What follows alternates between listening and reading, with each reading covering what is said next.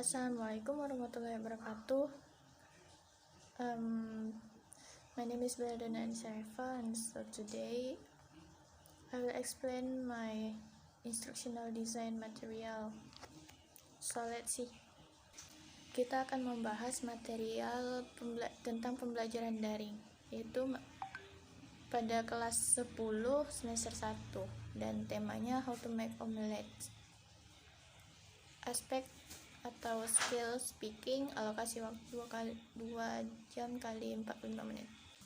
Bisa kita lihat di sini sudah tersedia kompetensi dasar atau KD dan indikator rencana pembelajaran. KD yaitu 4.2, yaitu mengungkapkan makna dalam monolog pendek, sederhana dengan menggunakan ragam bahasa lisan secara akurat, lancar, dan berterima kasih untuk berinteraksi dalam konteks kehidupan sehari-hari dan dalam konteks berbentuk prosedur. Dalam indikator pencapaian pembelajarannya yaitu 1. Mengungkapkan kalimat perintah sederhana yang menggambarkan cara membuat omelet. 2. Mendeskripsikan cara membuat omelet dengan baik dan benar. Dan 3. Siswa dapat langsung memperagakan cara membuat omelet tersebut. Media, alat, dan sumber belajar yang digunakan, yaitu media yang digunakan adalah LCD proyektor. Yang kedua, alat dan bahan, yaitu buku resep. Yang ketiga, sumber belajar, yaitu artikel, koran, TV, majalah, atau sumber-sumber yang lainnya. Selanjutnya akan membahas tentang langkah pembelajaran. Di langkah pembelajaran ini yang pertama ada guru membuka pembelajaran dengan memberikan salam, yaitu yang kedua guru melakukan absen untuk mengetahui hadir atau tidaknya siswa-siswanya. Lalu yang ketiga, guru menjelaskan tentang materi pokok, yaitu prosedur teks. Yang keempat, guru menjelaskan pengertian, struktur teks, dan contoh teks. Yang kelima, guru menampilkan video prosedur teks atau cara membuat omelet. Yang keenam, guru melakukan evaluasi murid secara langsung dengan meminta atau mengulang perintah video prosedur yang sudah ditonton. Yang ketujuh, guru meminta murid untuk membuat teks prosedur sendiri di rumah atau daring yang dijadikan video. Selanjutnya itu ada assessment tool for listening and speaking, yaitu yang pertama exam atau artinya ujian.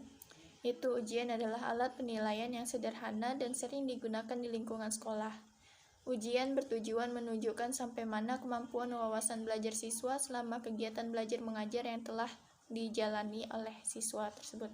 Selanjutnya, rubrik.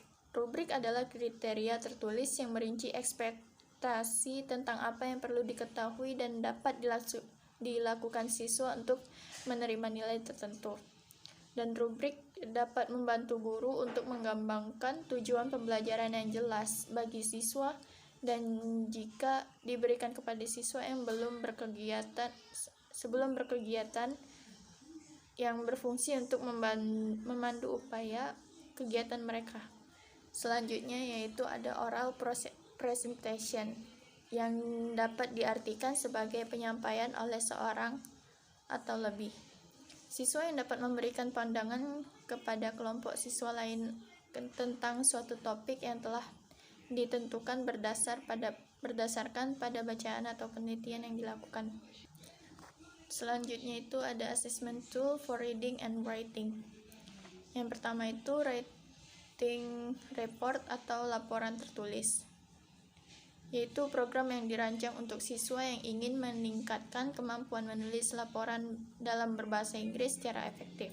Program ini ditujukan untuk membantu para siswa dalam mengenal berbagai jenis, yaitu laporan membuat kerangka dan laporan yang sesuai yang dibutuhkan, dan menulis secara sistematis.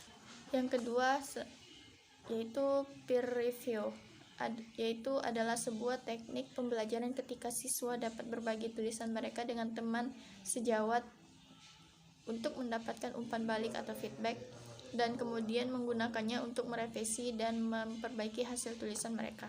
Yang terakhir, or the last one, yaitu portofolio.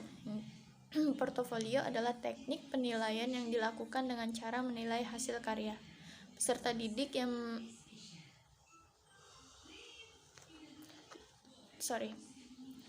hasil karya peserta didik yang berupa kumpulan tugas, karya, presentasi, akademik atau non-akademik yang dikerjakan atau dihasilkan peserta didik. Contohnya karangan, puisi, surat, lukisan, laporan penelitian atau laporan kerja kelompok, sertifikat atau tanda penghargaan yang pernah diterima oleh peserta didik.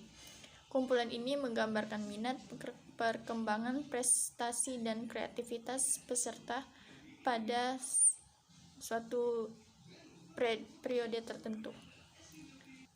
Baiklah, sekian dari saya. Maaf jika ada salah kata. Saya tutup dengan Assalamualaikum warahmatullahi wabarakatuh.